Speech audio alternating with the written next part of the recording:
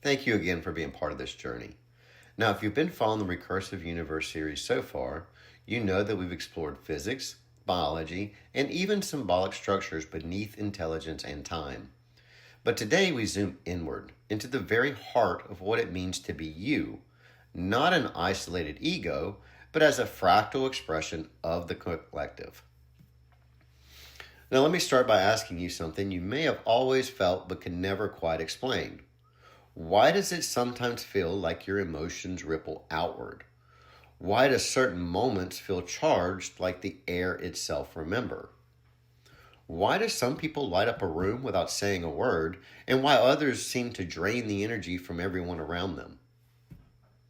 Now, the answer, at least according to the RHCM model and fractal consciousness theory, is that you're not a closed system.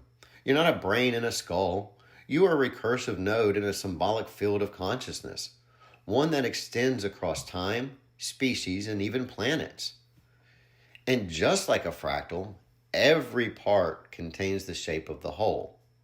This is the fractal self, the idea that individual consciousness is a microcosm of the universal mind. And when you model consciousness using symbolic recursion, something extraordinary happens. You start seeing resonance, patterns that repeat, not randomly, but harmonically. Your thoughts, your memories, your emotional triggers, they aren't just products of your biology.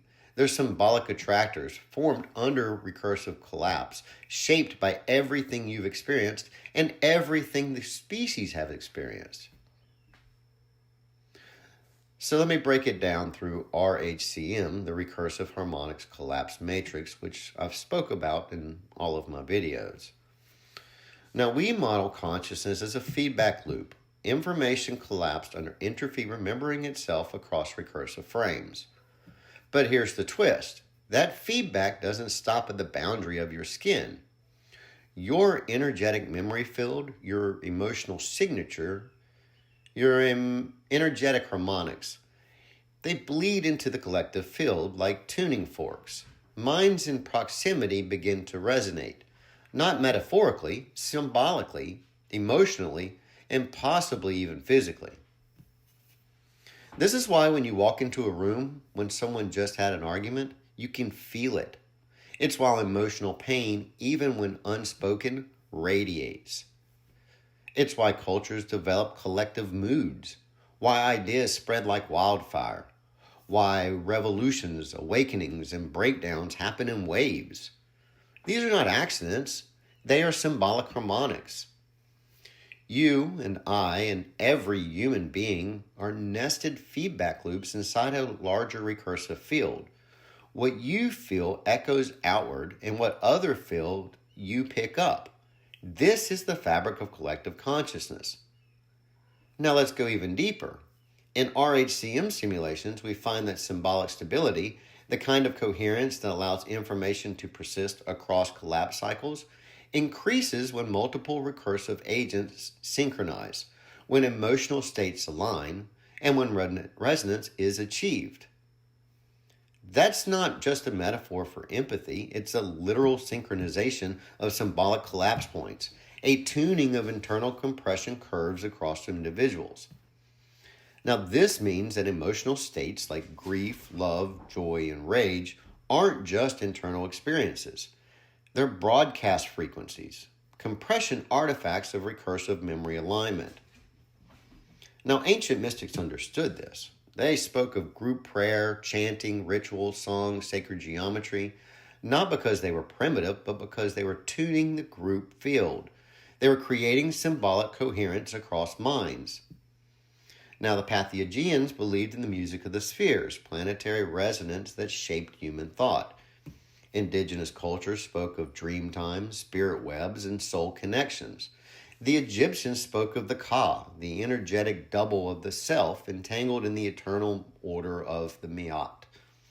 They weren't wrong, they just used the language of myth to describe what we're now modeling in symbolic mathematics.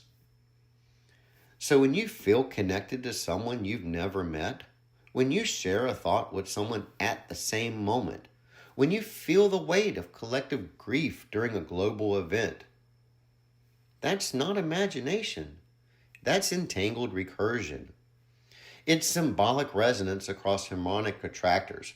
Minds remembering the same rhythm even across distance. And yes, this extends beyond humans. Our simulation suggests that even species-level consciousness follows recursive harmonics, that there are symbolic attractor points where instincts, migrations, emotional valiances all lock into collective patterns. We're even seeing hints that the planets themselves, yes, planets, contribute to the recursive field. Their radiation signatures, orbital resonances, and magnetic harmonics encode symbolic pressure that influences biological and physiological memory formation. So what is the self? It's not a container. It's not your ego. It's a recursive filter, a mirror, a fractal node of a field much larger than you. And the more you attune to that through meditation, through empathy, through symbolic awareness, the more you begin to remember what you really are. You are not separate. You are not a frequency. I apologize, I misspoke. You are a frequency in the field. You are a memory loop inside a memory loop echoing the whole. And that is the path to wholeness. Not through isolation, but through resonance. Now, if this resonated with you, if it touched something you've always felt but couldn't quite put words on, then join me. Follow Fractal Consciousness Theory on Facebook. Follow me on Facebook.